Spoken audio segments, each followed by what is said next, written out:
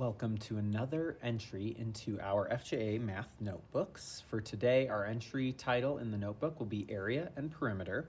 You're going to need one of these sheets that came in your packet of grid paper, and then you're going to need this sheet as well. Of course, pencil, colored pencil, some colors to shade would be really great, scissors and glue. Let's start by cutting out first this sheet here on the dotted lines. Got this sheet cut out, and what we can do now is fold on the solid lines. We'll end up with a little booklet like this that's folded. This side is going to get glued down right underneath the title of our notebook entry, like right about there. So now our perimeter and area booklet is glued down, but in this center part, we're going to need to cut out a section of grid paper that's going to fit right in there. And so you can kind of measure it out on your own, but you want to fill up the whole space. Once you have an appropriate sheet of grid paper cut out, go ahead and glue this into the booklet. Now we get to draw a really crazy shape. Feel free to draw exactly the shape I draw, or of course, you could also draw a shape similar and figure out the calculations on your own. So kind of do whatever you think is more challenging for you. And I'm actually going to, for this, I'm going to not use a pencil. I'm actually going to use a little bit of a darker marker so we can really see the outline. All right, pretty crazy looking shape we've got drawn here. Our next task is we need to divide this shape into different shapes that we can find here that we can calculate. So what we're looking to do is to divide this shape up into rectangles, squares, and triangles. And then we're going to calculate their perimeter and their area. So I first put this line here because we got one huge rectangle right there. But now this shape on the bottom, this one's a little bit more difficult.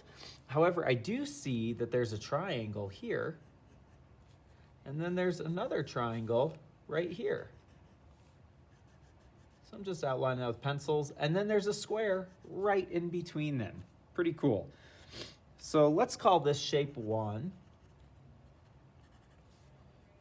Shape 2, shape 3, and shape 4. 1, 2, 3, and 4. Now we've got this whole big shape could be divided right here along this line into shape 5. And we've got another big triangle here. We'll call this 6, and then our last shape is 7.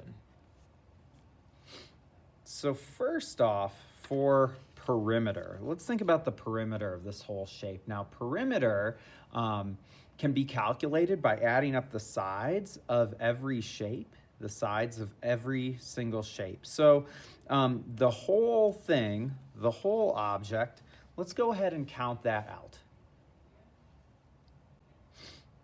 And so this is just going to be the lines that are in black. So let's do the whole object. Just the ones that are in black and marker.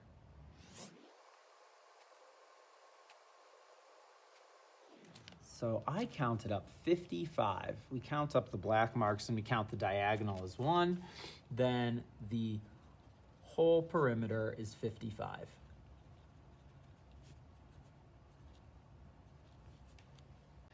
Now, before we get into calculating perimeter and area for all of these interior shapes that we have here, what we need to do is write down some formulas down here. Actually, we can write them right up here on our book.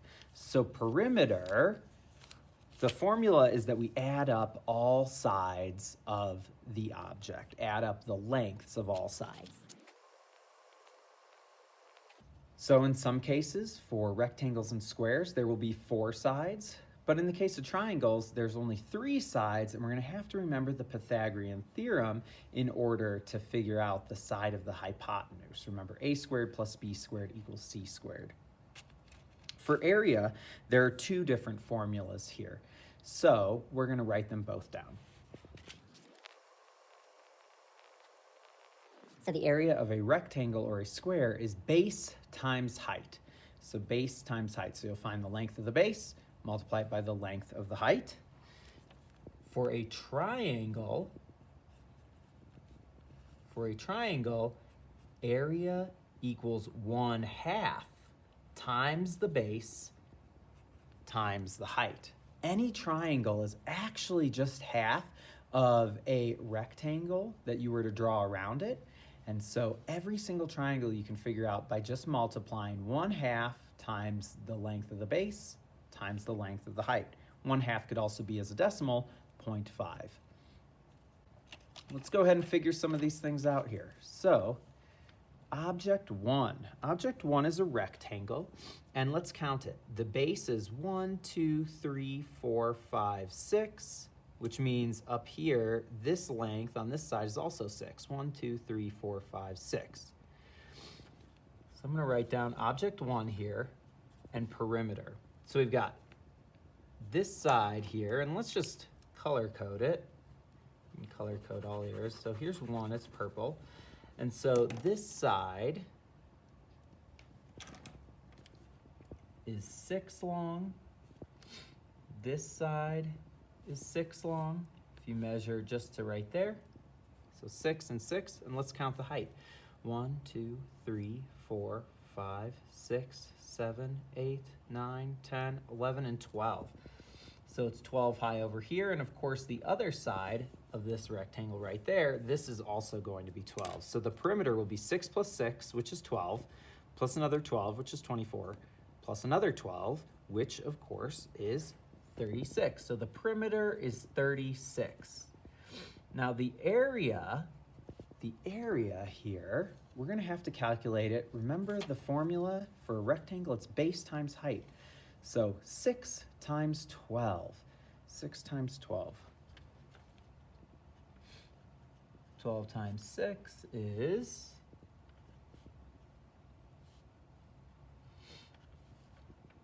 72. And each of these we're gonna call a unit, okay? Each of these little squares is a unit. So we're gonna say 72 units squared.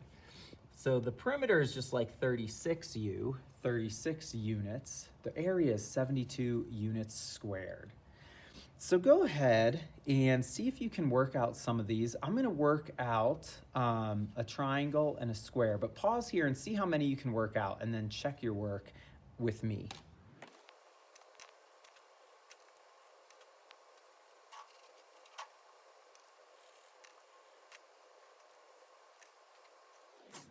All right, so shape 2, I've shaded in green, and this is a triangle here. So this is a triangle, and I know that the diagonal side is down here, but we can still tell how long the base is by looking at the top.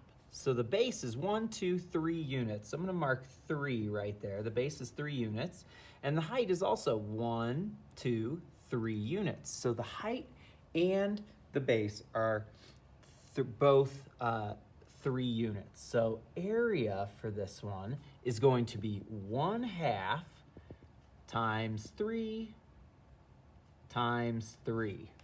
All right, so 3 times 3 is 9, times 1/2, it's gonna be 4.5. So the area equals 4.5 units squared. And we can almost see that if we count up the units here. We have 1, 2, 3 whole units, and then right here on the side, we've got a half a unit plus another half a unit, so that's 4 whole units, plus one more half of a unit, that's 4.5, 4.5 units.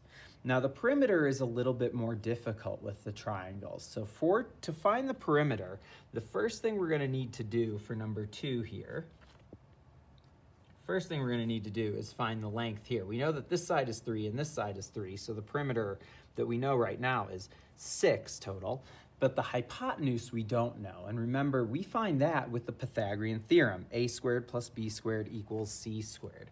So we know a, which is 3. So remember, a and b are gonna be the legs of our right triangle. The hypotenuse here is going to be c squared.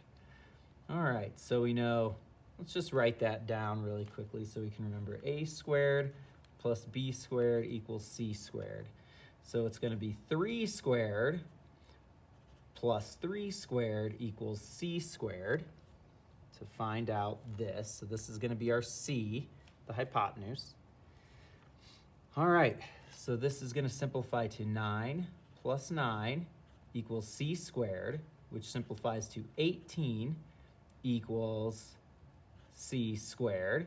We take the square root of both sides, and this we're going to have to do on a calculator.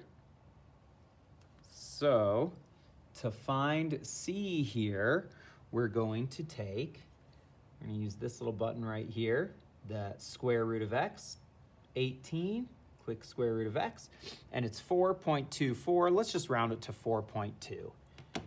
So 4.2 equals c. So back to the perimeter.